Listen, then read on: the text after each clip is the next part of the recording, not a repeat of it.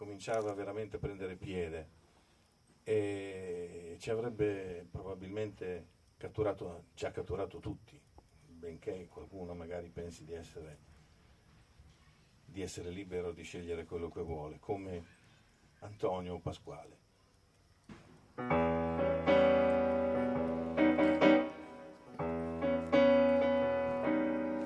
Era d'autunno e il cameriere Antonio, servendo a un tavolo di grandi industriali, sentì decidere che per l'estate prossima sarebbe andata di moda l'acqua blu.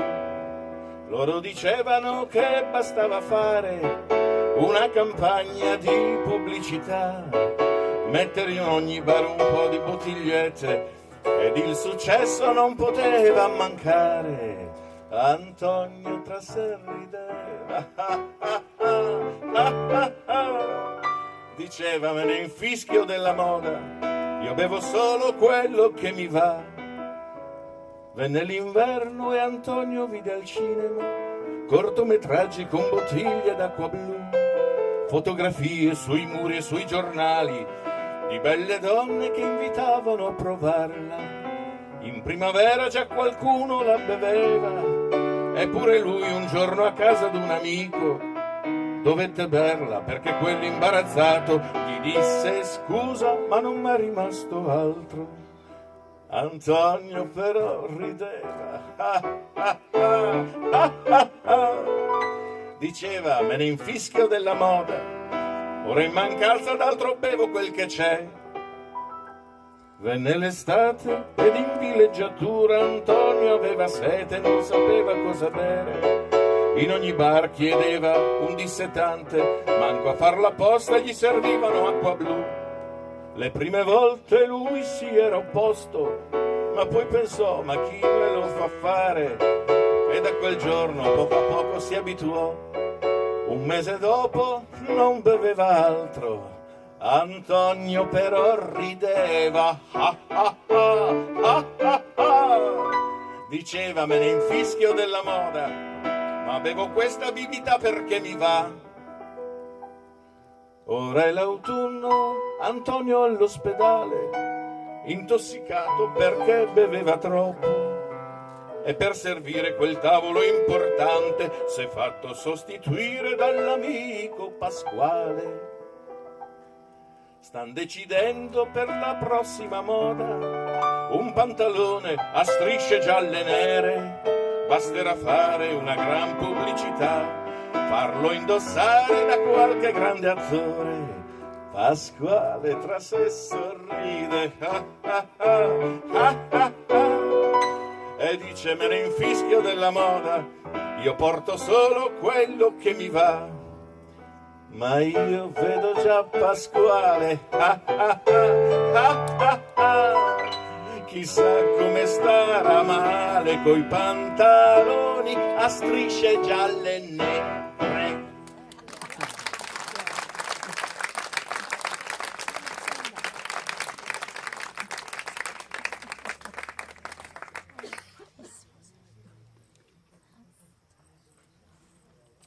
C'è poi forse le canzoni che più ci hanno colpito, che ci hanno graffiato il cuore, come dice Veltroni in un suo commento, sono quelle che esprimono il tempo più romantico, quello che ci ricorda di più forse i momenti, visto che siamo d'estate, proprio le estati della nostra adolescenza, i nostri amori giovanili, i nostri amori estivi, quelli che duravano un mese, 15 giorni, che poi finivano quando i due si separavano. E questa, la prossima canzone, è una, non so quanti di voi la conoscano, perché è anche, non è tanto cantata, però credo che sia una delle sue più belle canzoni. Una specie di quadretto, è un bozzetto che cattura un momento di questi momenti così importanti per la nostra formazione sentimentale. Io l'ho sempre amata moltissimo, anche perché la mia vita d'estate si svolgeva al mare, insomma, a Marina di Ravenna, quindi la spiaggia, il mare, le serate passate a vedere i tramonti, passate a vedere l'acqua illuminata dalla luna, insomma, sono tutti ricordi bellissimi e questa canzone li racchiude tutti quanti in sé.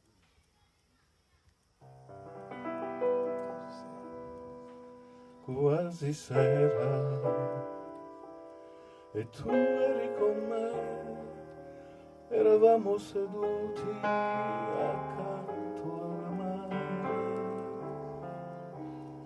Quasi sera e là sopra la sabbia c'erano ancora i segni del nostro amore. Ricordo che tu mi parlavi, io stavo guardando una vela passare, era bianca, era gonfia di vento, era l'ultima vela, era ormai quasi sera. E non ricordo altro, né la voce che avevi, né il nome che avevi.